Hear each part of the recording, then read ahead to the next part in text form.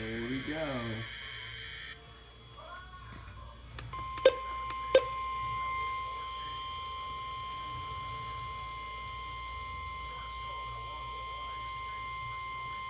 This is the National Weather Service Office at Greenville, Spartanburg. The preceding signal was a test of weather radio station WXL-70's public warning system. During potentially dangerous weather situations, specially built receivers can be automatically activated to warn of an impending hazard. Tests of the signal and receiver's performance are normally conducted between 11 a.m. and noon each Wednesday. If there had been a threat of severe weather, the test would have been postponed until the next available good weather day.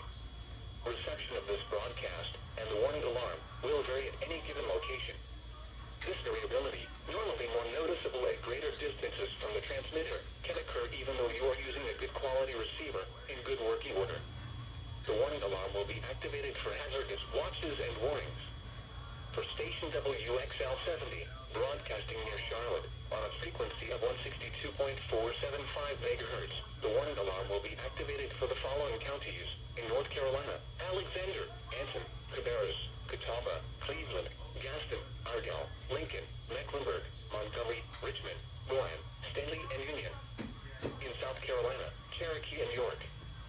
This concludes the NOAA Weather Radio. All hazards